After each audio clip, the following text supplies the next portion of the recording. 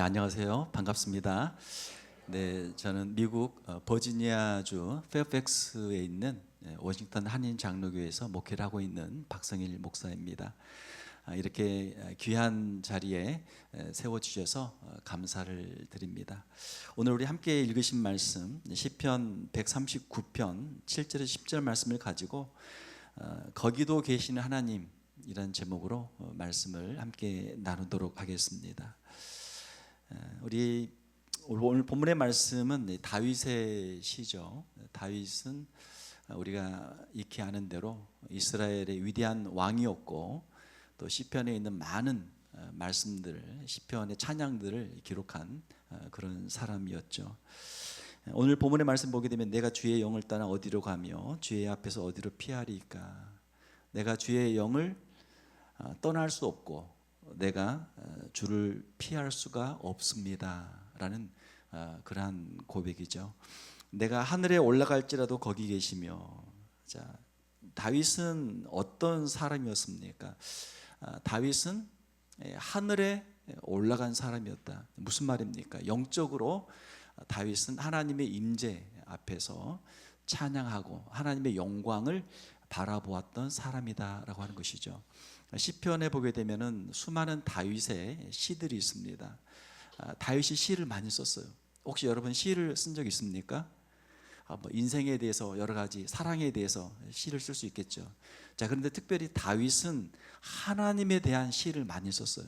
시편을 보게 되면은 하나님의 높고 위대하심, 하나님의 전능하심, 하나님의 전지하심, 하나님의 그 위대하심에 대한 많은 찬양들을 그가 기록했습니다. 다윗은 위대한 시인이었고 또 시편이라고 하는 것은 단순한 시가 아니라 여기는 다 그 곡이 있습니다. 그래서 다윗은 시를 썼고 또 작곡을 했던 것이죠. 그리고 다윗은 또 성경에 보게 되면은 수금을 탄다랄지 악기를 연주하는 그런 연주자였습니다. 다윗은 위대한 시인이었고 작곡가였고 그리고 연주자였던 것이죠. 그런데 이러한 노래는 세상 노래가 아니라 하나님의 영광을 찬양하는 그러한 찬양들이었습니다. 그러면 다윗은 어떻게 이러한 시들을 지었는가? 그냥 길 가다 짓는 게 아니고 하나님의 임재 앞에서 하나님의 영광을 바라보며 이러한 시들을 그가 지었던 것이죠.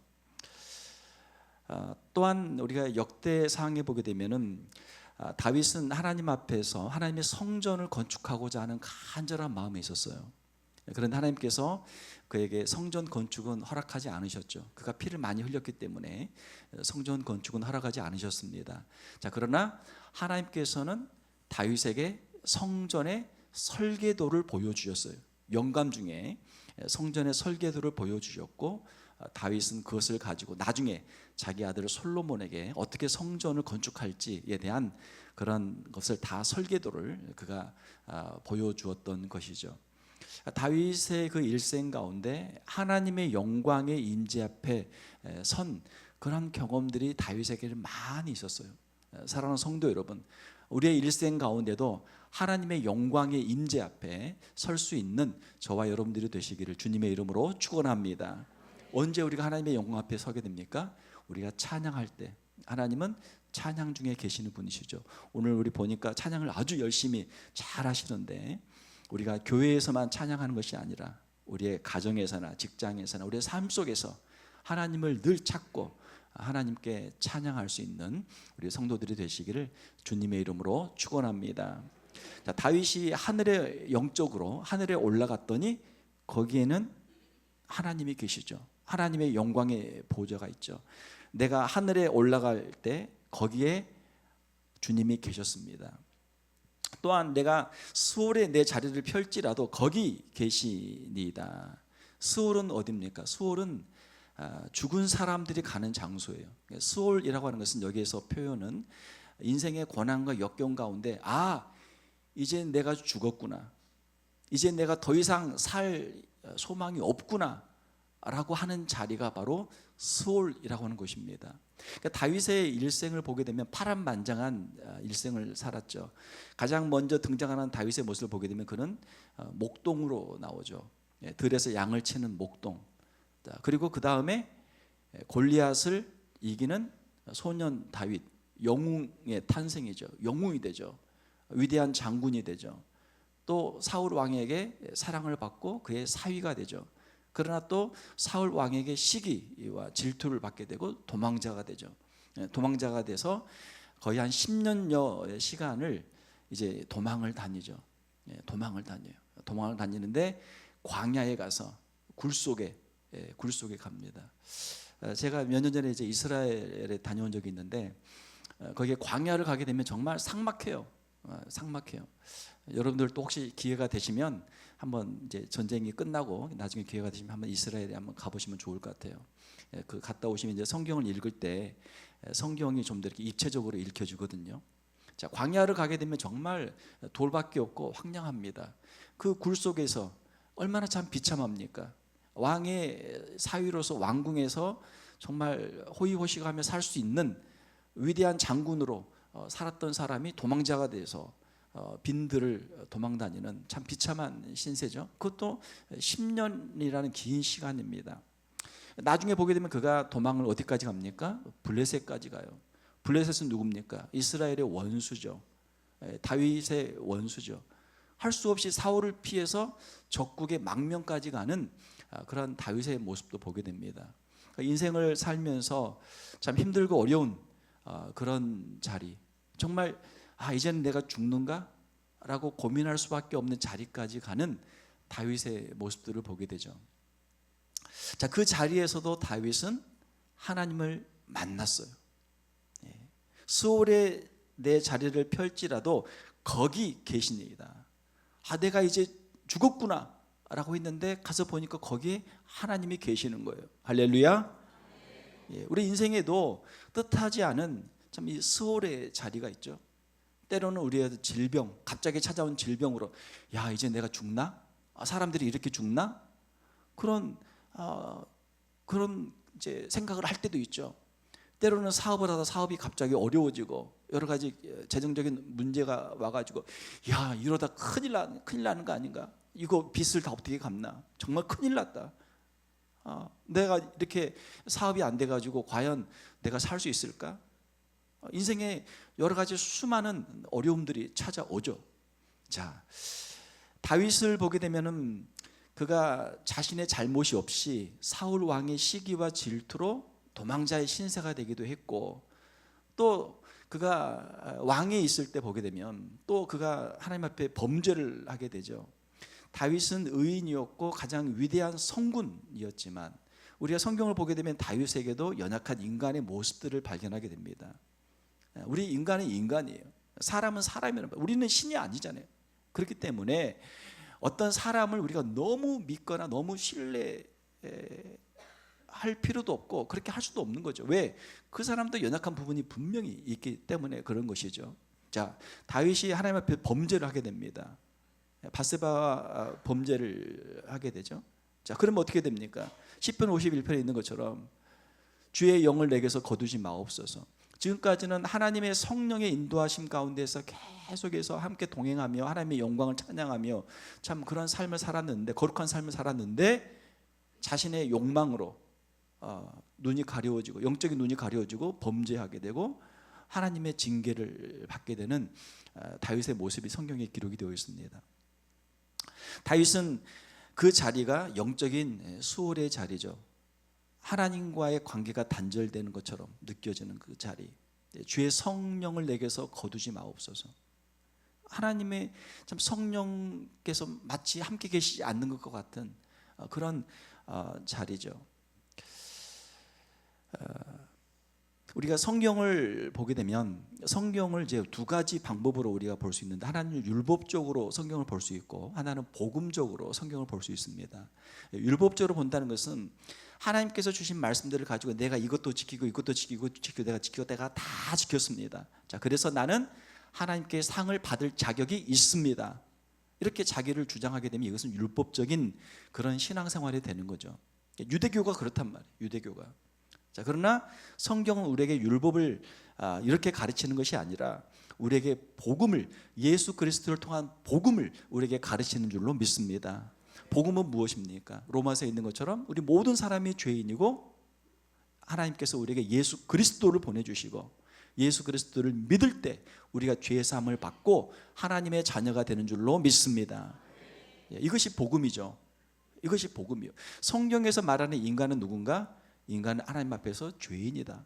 예수님이 필요한 사람이다. 우리도 그렇고 우리의 자녀들도 그렇고 우리의 주변에 있는 모든 사람들이 예수님이 필요한 사람들인 줄로 믿습니다. 이것이 복음이죠. 자, 다윗은 그가 위대한 성군이었고 위대한 영웅이었지만 그의 연약함으로 하나님 앞에서 그가 범죄하고 하나님 앞에 참회 기도를 하게 됩니다. 그리고 그가 고백하죠. 허물의 사함을 받은 자는 복이 있도다. 죄 사함의 은총에 대해서 다윗이 이야기를 하죠.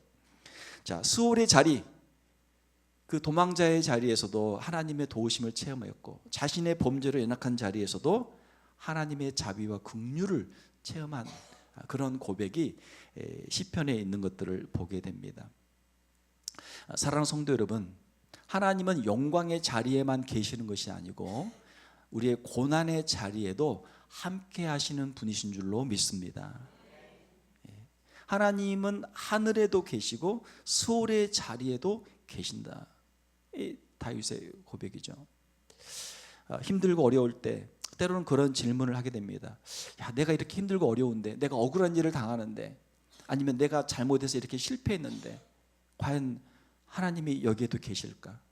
사랑하는 성도 여러분, 하나님은 그 자리에도 함께 계시는 분이신 줄로 믿습니다. 이것이 다윗의 고백이고 저와 여러분들의 고백이 되기를 주님의 이름으로 축원합니다. 내가 새벽 날개를 치며 바다 끝에 가서 거주할지라도 거기서도 주의 손이 나를 인도하시며 주의 오른손이 나를 붙드시리이다. 여기서 새벽 날개라는 표현이 나오죠. 새벽은 어떻습니까? 여러분 아침에 일찍 일어나신 분들 계십니까? 제가 이제 미국에서 지금 살고 있는데요. 저희 이제 부모님을 이제 뵙기 위해서 이제 한국에 이번에 왔습니다. 어떻든 멀리 떨어져 있지만 그래도 자녀이니까 부모님이 계시니까 한 번쯤 와야 되겠죠, 당연히.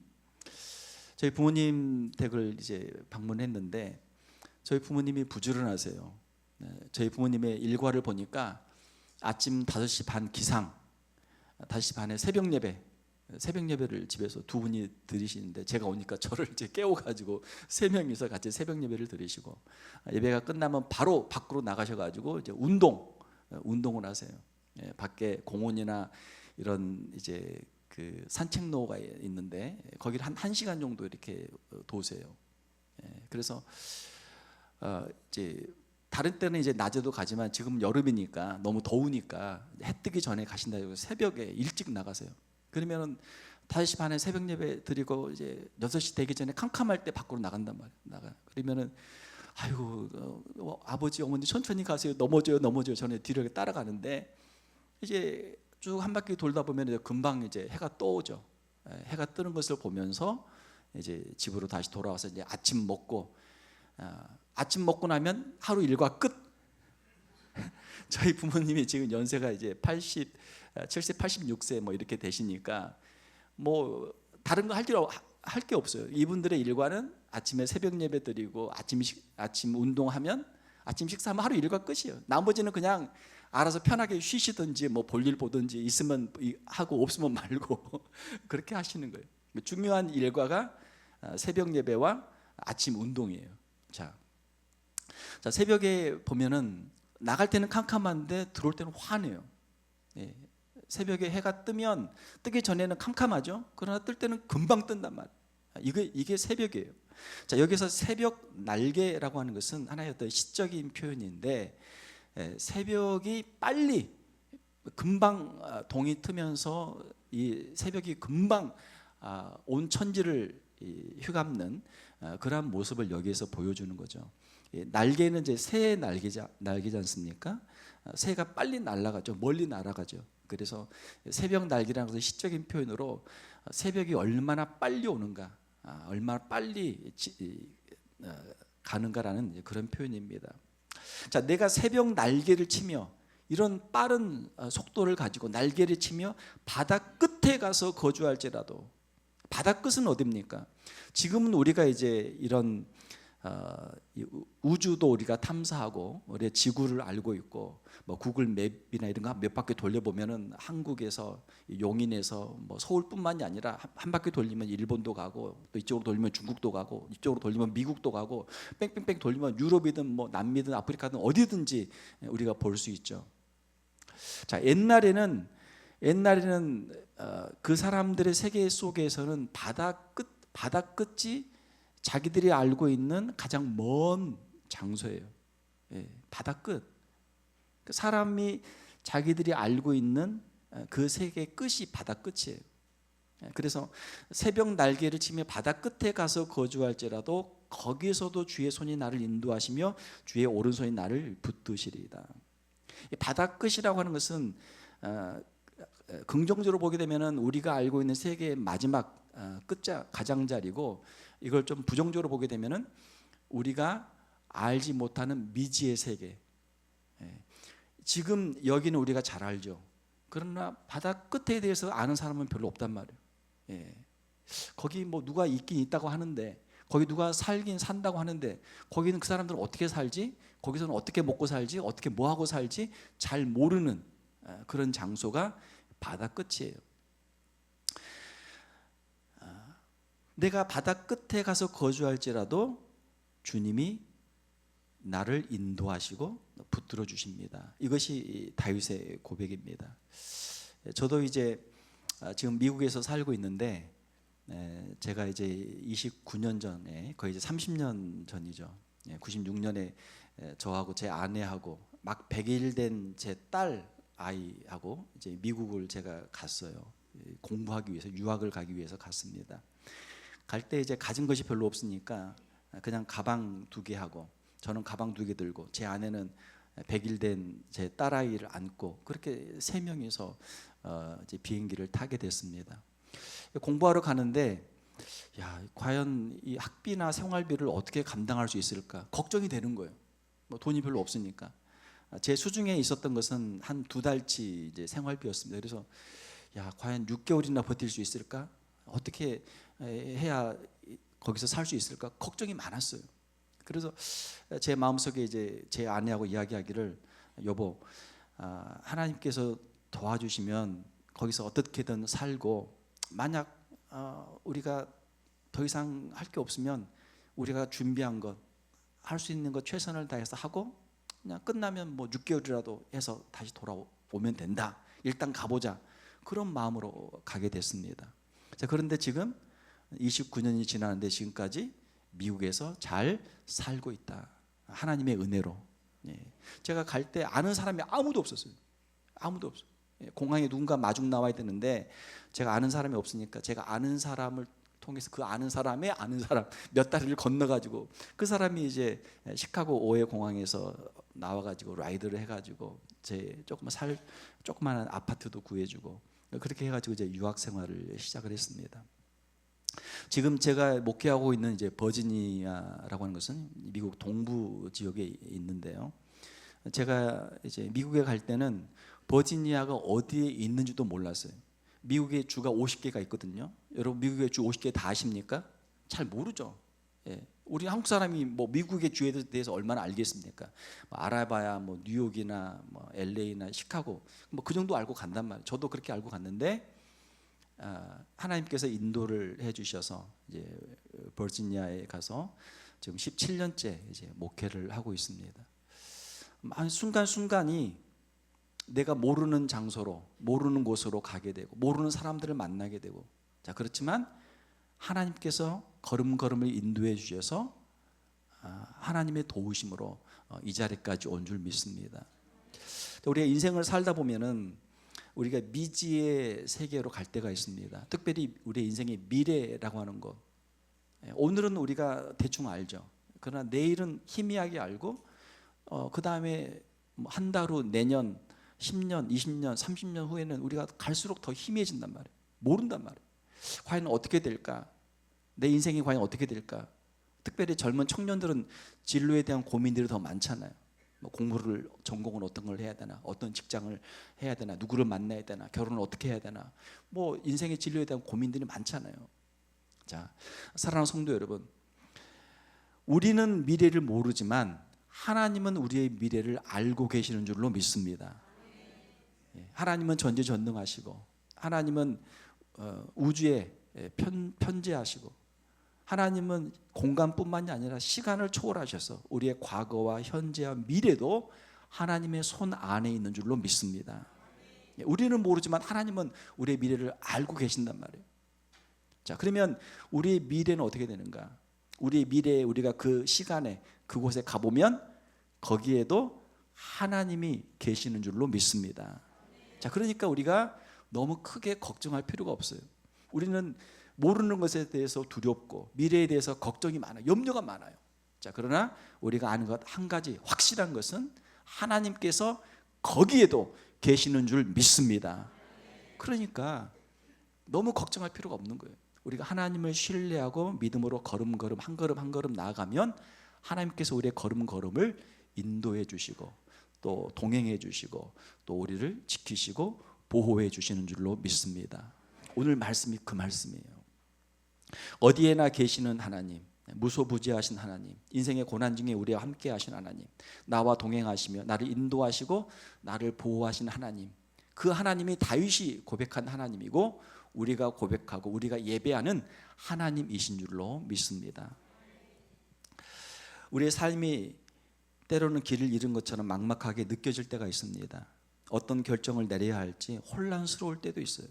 자, 그러나 중요한 것은 하나님이 나를 알고 계시고 하나님께서 우리의 앞에 가시고 그곳에 하나님이 계시고 우리를 붙들어 주시는 줄 믿습니다.